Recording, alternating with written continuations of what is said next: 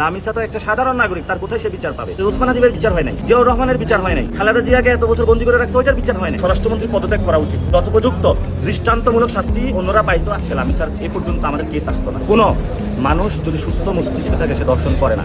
সমাজে অসুস্থ সমাজ আমাদের হয়ে গিয়েছে, বিকৃত মস্তিষ্ক, এবং যেভাবে হলো তার লাশটা হলো তারা সাইজ করলো, এটা কোনো সুস্থ মস্তিষ্ক মানুষ এটা করতে পারে না। এবং এটার সাথে তাদের দেখা গেছে ফ্যামিলির পাশের ফ্ল্যাটের মানুষ হলো জড়িত। এটা হলো আমাদের নৈতিকতা শিক্ষা থেকে শুরু করে যদি এটা আমরা ডেভেলপ করতে পারি, শক্তিশালী বিচার হয়, তাহলে এটা হবে। যেমন দর্শনের যে বিচারটা, এটা নিয়েও কনক্রিট পজিশনে সরকার এখন আসে না। আমরা প্রপোজাল করেছিলাম যে 90 দিনের মধ্যে এটা দ্রুত গতিতে বিচার প্রক্রিয়া নিয়ে দিতে হবে, সরকার কিন্তু এটা সেটা করে নাই। এখন স্বরাষ্ট্রমন্ত্রী এটাতে ওই ফ্যামিলির সাথে একটু দেখা করা প্রয়োজন, এবং সেটা নিয়ে আজকে তাদেরকে ঘোষণা দেওয়া দরকার যে আমরা হলো ধর্ষণের সর্বোচ্চ বিচার বাংলাদেশে নিশ্চিত করবো ইনশাআল্লাহ। বিচার হয় না তো বাংলাদেশ, ওসমান হাদিবের বিচার হয় নাই, জিয়াউর রহমানের বিচার হয় নাই, খালেদা জিয়াকে এত বছর বন্দী করে রাখছে, ওইটার বিচার হয় নাই। লামিসা তো একটা সাধারণ নাগরিক, তার কোথায় সে বিচার পাবে?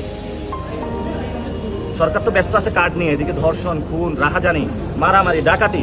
গতকাল একজন ফোন দিল, হুজুর ওর বাসার সব জিনিস ডাকাতি করে নিয়ে গেছে, সেফটি নাই কোথাও, নিরাপত্তাহীনতা আছে বাংলাদেশ।